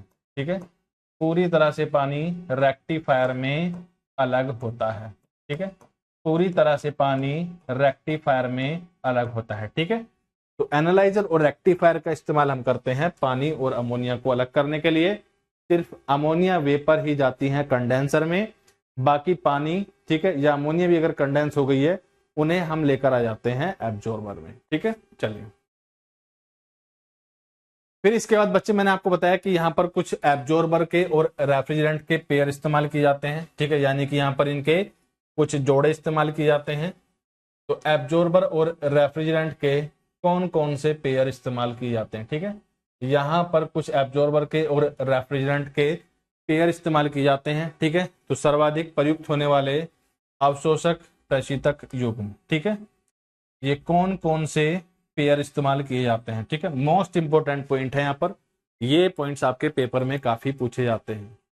The most commonly used absorber refrigerant pair is, ठीक है, सर्वाधिक प्रयुक्त होने वाले अवशोषक प्रशीतक युग्म हैं। ठीक है, सबसे ज्यादा कौन से पेयर इस्तेमाल किए जाते हैं। ठीक है, तो पहला पेयर यहां पर किया जाता है अमोनिया का और वेपर का। ठीक है, अमोनिया का और वाटर का। ठीक है, पहला पेयर यहां पर यूज किया जाता है अमोनिया का और पानी का। अब पूछा जाता है, क्वेश्चन क्या बनता है, क्वेश्चन ये बनता है, जब हम अमोनिया और पानी के पेयर की हम बात करते हैं, इनके जोड़े की हम बात करते हैं, तो इसमें अमोनिया क्या करता है और पानी इसमें क्या करता है। ठीक है, ये क्वेश्चन आपका पेपर में पूछा जाता है। तो बच्चे अगर हम यहां पर बात करें अमोनिया के और पानी के पेयर की, ठीक है, तो इसमें अमोनिया का इस्तेमाल किया जाता है रेफ्रिजरेंट की तरह। ठीक है, यहां पर अमोनिया को इस्तेमाल हम करते हैं रेफ्रिजरेंट की तरह। ठीक है, और पानी जो होता है, पानी यहां पर इस्तेमाल किया जाता है एब्जॉर्बर की तरह। ये चीज आपको याद रखनी है, अमोनिया का उपयोग रेफ्रिजरेंट की तरह करते हैं। ठीक है, अमोनिया का उपयोग रेफ्रिजरेंट की तरह और पानी का उपयोग अवशोषक की तरह यानी कि एब्जॉर्बर की तरह किया जाता है। ये चीज आपको याद रखनी है। ठीक है, कि अमोनिया और वाटर पेयर में अमोनिया का इस्तेमाल किस तरह किया जाता है और पानी का इस्तेमाल किस तरह से किया जाता है। तो अमोनिया और पानी के पेयर में, इन दोनों के जोड़े में जो अमोनिया होता है, इस अमोनिया का इस्तेमाल हम करते हैं रेफ्रिजरेंट की तरह, और जो पानी होता है, पानी का इस्तेमाल किया जाता है एब्जॉर्बर की तरह। ठीक है, अमोनिया रेफ्रिजरेंट की तरह और पानी जो होता है यह एक एब्जॉर्बर की तरह इस्तेमाल किया जाता है। ठीक है, चलिए इसके अलावा बच्चे एक पेयर आपका और इस्तेमाल किया जाता है, ये आपका होता है लिथियम ब्रोमाइड एंड वाटर। ठीक है, एक पेयर आपका और इस्तेमाल किया जाता है, ये पेयर होता है लिथियम ब्रोमाइड एंड वाटर। ठीक है, लिथियम ब्रोमाइड और पानी का पेयर और यहां पर इस्तेमाल किया जाता है। ठीक है, एक जोड़ा और यहां पर इस्तेमाल किया जाता है, कौन सा? लिथियम ब्रोमाइड और पानी का। चलिए यहां पर बच्चे जो लिथियम ब्रोमाइड होता है ये एब्जॉर्बर की तरह काम करता है। ठीक है, ये एब्जॉर्बर की तरह काम करता है, और पानी जो होता है, पानी यहां पर रेफ्रिजरेंट की तरह काम करता है। ठीक है, पानी यहां पर रेफ्रिजरेंट की तरह काम करता है। ठीक है, लिथियम ब्रोमाइड एक अवशोषक की तरह और पानी एक प्रशीतक के रूप में काम करता है। ठीक है, लेकिन यहां पर सेम प्रॉब्लम आती है, जैसे कि पानी के बारे में आप सभी को पता है कि पानी जो होता है 0 डिग्री सेल्सियस से नीचे बर्फ में जम जाता है। ठीक है, जैसे ही 0 डिग्री सेल्सियस पर हम बात करते हैं तो पानी आपका कन्वर्ट हो जाता है आइस में। ठीक है, बर्फ में जम जाता है। ठीक है, तो यह पूरे सिस्टम को चोक कर देगा। तो सेम प्रॉब्लम यहां पर भी आती है। ठीक है, यह पेयर हम कभी भी 0 डिग्री सेल्सियस से नीचे इस्तेमाल नहीं कर सकते हैं। ठीक है, the above combination is not preferred below 0 degree Celsius, the freezing point of water is 0 degree Celsius. ठीक है, उपरोक्त संयोजन को 0 डिग्री सेल्सियस से नीचे पसंद नहीं किया जाता है, पानी का हिमांक 0 डिग्री सेल्सियस है, क्योंकि पानी 0 डिग्री सेल्सियस पर बर्फ में जम जाता है, इसलिए इस कॉम्बिनेशन को, इस पेयर को हम कभी भी 0 डिग्री सेल्सियस से नीचे इस्तेमाल नहीं करते हैं। ठीक है, ये चीज आपको याद रखनी है कि यह जो कॉम्बिनेशन बना, यह जो पेयर बना, इस पेयर या कॉम्बिनेशन को हम कभी भी 0 डिग्री सेल्सियस से नीचे इस्तेमाल नहीं करेंगे, क्योंकि 0 डिग्री सेल्सियस से नीचे क्या होगा, जो पानी होगा ये आपका बर्फ में कन्वर्ट हो जाता है, जो कि पूरे सिस्टम को चोक कर देता है। ठीक है, चलिए तो ये सारी चीजें हैं जो कि आपको याद रखनी है VARS, vapour absorption refrigeration system के लिए। अब कुछ इंपॉर्टेंट पॉइंट्स हैं VARS के बारे में, वो देख लेते हैं और फिर कुछ आज क्वेश्चन की प्रैक्टिस करेंगे, और यहां तक आपका VCRS और VARS दोनों ही पूरी तरह से कंप्लीट हो जाएंगे।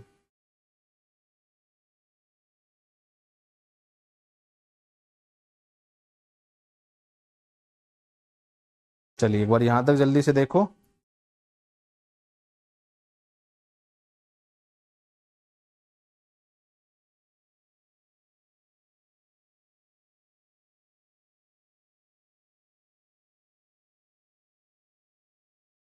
और फिर आपका आज VCRS और VARS दोनों ही कंप्लीट हो जाएंगे।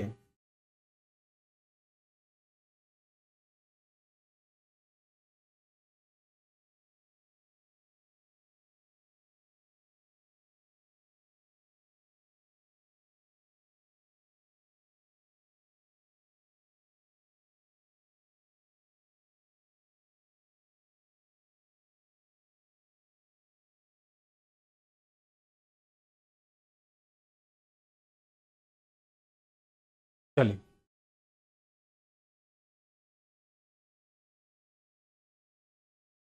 चलिए कुछ इंपॉर्टेंट पॉइंट्स हैं, इनका डिस्कशन करते हैं और फिर आज कुछ क्वेश्चंस की प्रैक्टिस करेंगे और फिर आपका ये दोनों कंप्लीट हो जाएंगे। ठीक है, फिर इसमें दो छोटे से टॉपिक और बचे हुए हैं और चैप्टर नंबर 3 फिर आपका कंप्लीट हो जाएगा। चलिए VARS के बारे में हमें कुछ इंपॉर्टेंट पॉइंट्स डिस्कस करने हैं, कुछ इंपॉर्टेंट पॉइंट्स का हमें यहाँ पर डिस्कशन करना है। VARS के बारे में कुछ इंपॉर्टेंट पॉइंट्स हम लोगों को डिस्कस करने हैं। ठीक है, चलिए तो सबसे पहला पॉइंट देखिएगा, heat rejection occurs in condenser and absorber. ये चीज मैं आपको बता ही चुका हूं। ठीक है, चार चीजें हैं यहाँ पर बेसिकली, एक आपका लगा हुआ है इवेपोरेटर। ठीक है, फिर एक आपका लगा हुआ है, मैंने कहा एब्जॉर्बर, इस तरह से बना लेता हूं, एक आपका लगा हुआ है जनरेटर और एक आपका लगा हुआ है कंडेंसर। ठीक है, ये चार मोटी मोटी चीजें मैंने बना ली और इन सभी चीजों को मैंने क्या कर दिया, कनेक्ट कर दिया। और भी बाकी चीजें होती हैं लेकिन उन्हें मैं अभी छोड़ रहा हूं। ठीक है, तो यहां पर हीट जो आती है ये हो गया इवेपोरेटर, इसे मैंने कहा इवेपोरेटर, ये आपका हो गया एब्जॉर्बर, ये आपका हो गया जनरेटर और ये आपका हो गया कंडेंसर। ठीक है, चलिए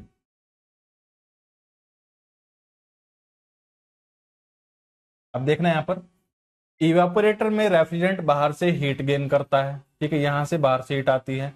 एब्जॉर्बर में हीट बाहर जाती है पानी को, ठीक है, अलग से कूलिंग वाटर हमने यूज किया। जनरेटर में हम हीट सप्लाई करते हैं। ठीक है, ये Q1 कहा, ये Q2, अलग अलग नाम दे देता हूं। यहाँ पर ये Q हीट हम सप्लाई करते हैं। ठीक है, और कंडेंसर में हीट बाहर निकलती है, इसे मैंने कहा Q4। ठीक है, तो यहाँ पर जब आप देखोगे ध्यान से, ठीक है, तो देखिएगा Q1 और Q3 ये तो हीट हम दे रहे हैं अंदर की तरफ, और Q2 और Q4 हीट आ रही है बाहर की तरफ। ठीक है, तो heat rejection occurs in condenser and absorber. ठीक है, एब्जॉर्बर में और कंडेंसर में हीट का रिजेक्शन होता है। ठीक है, कंडेंसर और अवशोषक में हीट का रिजेक्शन होता है। ठीक है, और हीट गेन कहां पर करता है? इवेपोरेटर और जनरेटर में हीट गेन करता है। इस पॉइंट को भी आप यहीं पर लिख सकते हो कि इवेपोरेटर में और जनरेटर में रेफ्रिजरेंट होगा, ये हीट गेन करता है। ठीक है, इवेपोरेटर में और जनरेटर में रेफ्रिजरेंट क्या करता है? हीट गेन करता है। ठीक है, ठीक है, तो हीट रिजेक्शन जो हुआ ये आपका हो गया कंडेंसर में और एब्जॉर्बर में।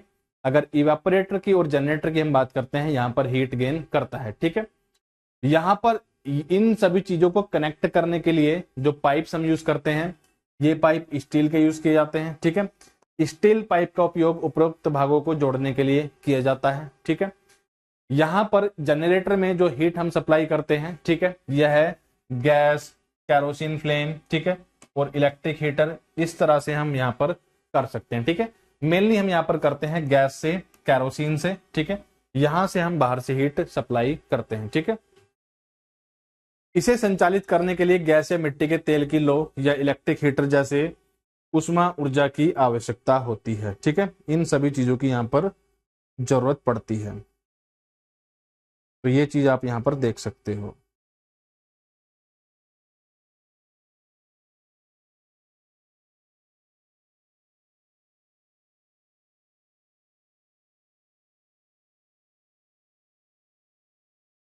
ठीक है, तो ये चीजें आप यहां पर देख सकते हो। ठीक है, इट इज क्वाइट सिस्टम, यहां पर आवाज कम होती है। ठीक है, यहां पर आवाज बहुत कम होती है। ठीक है, क्योंकि यहां पर कंप्रेसर नहीं होगा, तो यहां पर जो साउंड होता है ये भी कैसा रहेगा? कम रहेगा। ठीक है, चलिए, लेकिन यह ज्यादा जगह लेता है, इट ऑक्यूपाइज मोर स्पेस। ठीक है, it is not must efficient system, इसकी जो सीओपी होती है कम होती है। ठीक है, अगर इसकी तुलना हम करेंगे वीआरएस से, तो वीआरएस ज्यादा अच्छा, वीसीआरएस ज्यादा अच्छा होता है और वीआरएस से कम ठंडा हम कर पाते हैं। वियर टीयर यहाँ पर कम होता है क्योंकि कंप्रेसर नहीं है। ठीक है, वियर टीयर नहीं होगा तो ज्यादा सर्विसिंग की भी रिक्वायरमेंट नहीं पड़ती है। साथ ही साथ कैसा होता है? सस्ता होता है। ठीक है, यह अधिक जगह घेरता है, यह ज्यादा कुशल प्रणाली, इसमें कंप्रेसर नहीं है तो घिसाव का, ठीक है, वियर यानी कि घिसाव,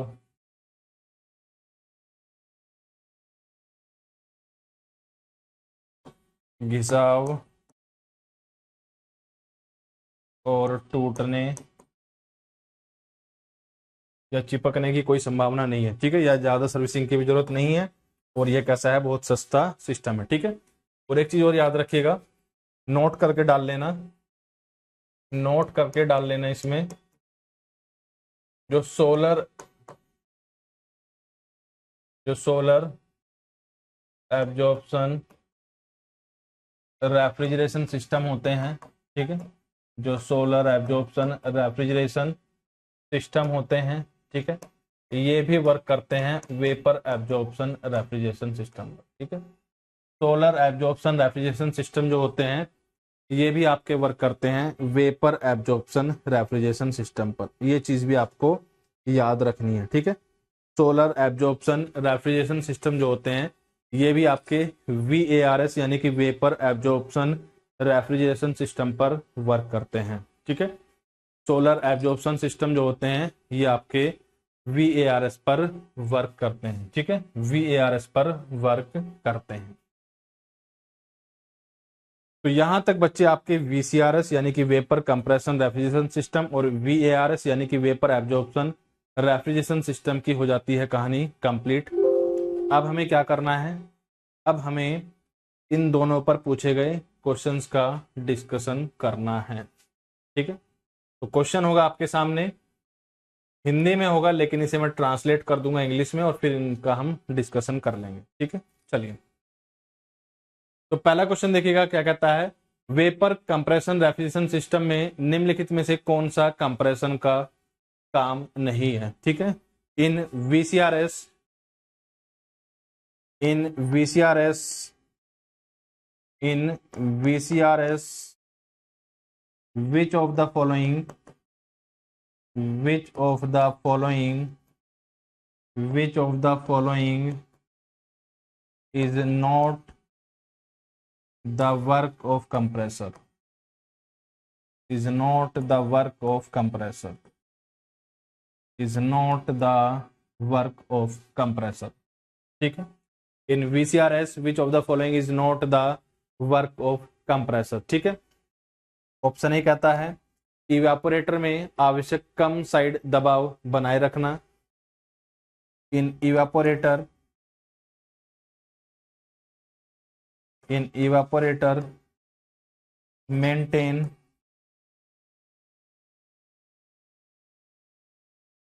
लो pressure side,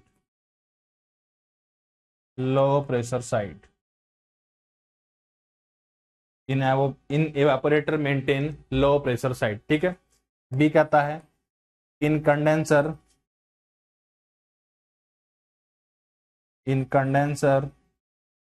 maintain high pressure side, high pressure side, high pressure side, ठीक है। ऑप्शन सी कहता है सिस्टम में रेफ्रिजरेंट की आवश्यक मात्रा सर्कुलेट करना, सर्कुलेट, ठीक है, required, circulate required amount of refrigerant, amount of refrigerant in the system, circulate required amount of refrigerant in the system, ठीक है। और डी कहता है इट प्रोटेक्ट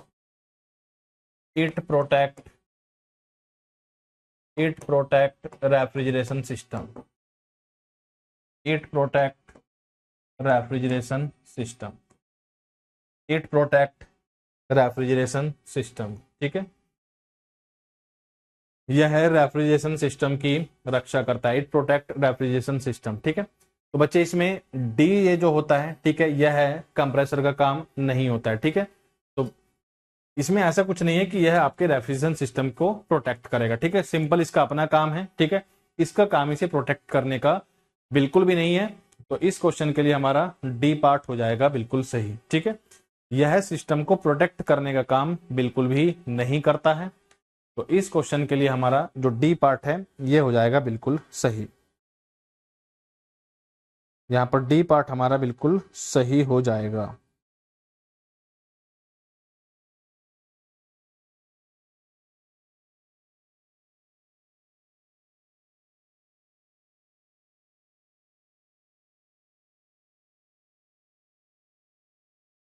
ठीक है,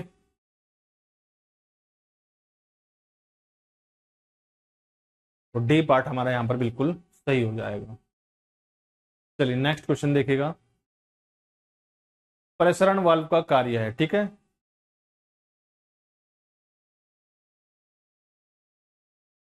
प्रसरण वाल्व का कार्य है, ठीक है, यानी कि एक्सपेंशन वाल्व क्या करता है, the work of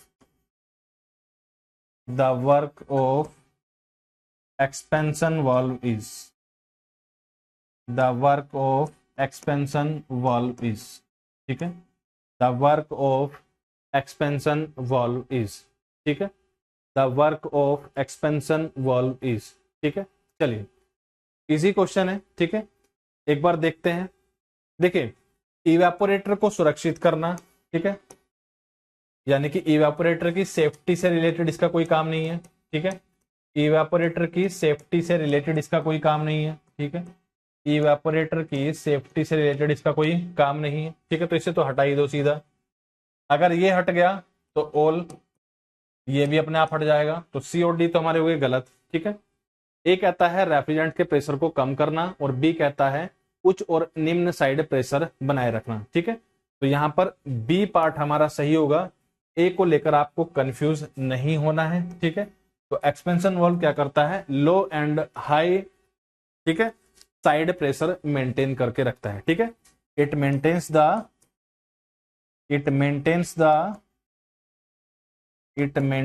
the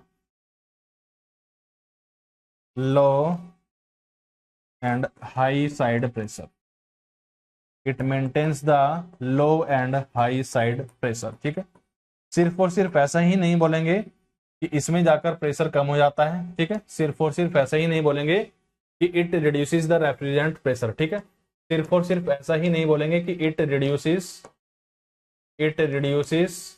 the refrigerant pressure, ठीक है, it reduces the refrigerant pressure, ठीक है, सिर्फ और सिर्फ ऐसा ही नहीं बोलेंगे कि it reduces the refrigerant pressure, हम क्या बोलेंगे, it maintains the low and high side pressure, ठीक है, ये पार्ट हमारा सही होगा, ठीक है। It maintains the low and high side pressure, उच्च और निम्न साइड प्रेशर बनाए रखना, ठीक है, उच्च और निम्न साइड प्रेशर बनाए रखना, ठीक है। सिर्फ और सिर्फ ऐसे ही नहीं बोलेंगे कि it reduces the refrigerant pressure, हम क्या बोलेंगे, it maintains the low and high side pressure, ठीक है। तो बी पार्ट हमारा यहां पर सही हो जाएगा। चलिए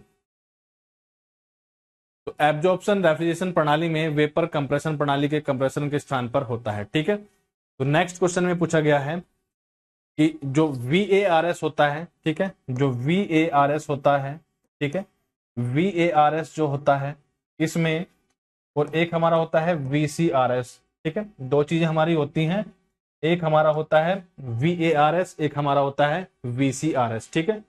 VCRS में हम इस्तेमाल करते हैं कंप्रेसर का VCRS में हम इस्तेमाल करते हैं कंप्रेसर का, तो VARS में हम किन चीजों का इस्तेमाल करते हैं, ठीक है। तो यहां पर हम करते हैं इस्तेमाल एब्जॉर्बर का, ठीक है, यहां पर हम इस्तेमाल करते हैं पंप का, यहां पर इस्तेमाल हम करते हैं जनरेटर का, यहां पर हम इस्तेमाल करते हैं जनरेटर का। तो कंप्रेसर की जगह यहां पर ये तीनों चीजें इस्तेमाल की जाती हैं, ठीक है। तो इस क्वेश्चन के लिए हमारा डी पार्ट यानी कि ऑल वाला जो ऑप्शन है ये हो जाएगा बिल्कुल सही, ठीक है। यहां पर हमारा डी पार्ट यानी कि ऑल वाला जो ऑप्शन है ये हो जाएगा सही, ठीक है। एब्जॉर्प्शन रेफ्रिजरेशन प्रणाली में वेपर कंप्रेशन प्रणाली के कंप्रेशन के स्थान पर होता है, ठीक है। तो कंप्रेसर के स्थान पर हम इस्तेमाल करते हैं तीन चीजों का, ठीक है, एक आपका होता है एब्जॉर्बर, एक आपका होता है जनरेटर और एक आपका होता है पंप, यानी कि ऑल पार्ट यहां पर हमारा बिल्कुल सही हो जाएगा। चलिए नेक्स्ट क्वेश्चन देखिएगा, कॉपर ट्यूबिंग की क्वाइल जिसमें ठंडे रेफ्रिजरेंट का बहाव होता है, ठीक है। नेक्स्ट क्वेश्चन देखिएगा, कॉपर ट्यूबिंग की क्वाइल जिसमें ठंडे रेफ्रिजरेंट का बहाव होता है, ठीक है। कॉपर, ठीक है, tube coil in which the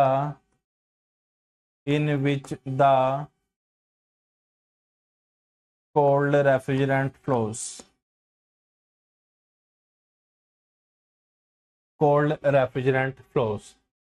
ठीक है। Copper tubing coil in which the cold refrigerant flows, ठीक है। देखिएगा बच्चे कंप्रेसर में बढ़ जाता है तापमान तो ये तो होगा नहीं, कंडेंसर में बढ़ा हुआ मिलता है, ठीक है। जो इवेपोरेटर में होता है, ठीक है, इवेपोरेटर में ही तो ठंडा रेफ्रिजरेंट घुसेगा, ठीक है, और ये क्या करेगा, ये फिर जाकर हीट गेन करेगा। तो इस क्वेश्चन के लिए हमारा बी पार्ट हो जाएगा सही, ठीक है। Copper tubing coil in which the cold refrigerant flows, ठीक है। तो ये आपका ऑप्शन हो जाएगा यहाँ पर इवेपोरेटर, ठीक है। बी पार्ट यहाँ पर हमारा बिल्कुल सही हो जाएगा, ठीक है।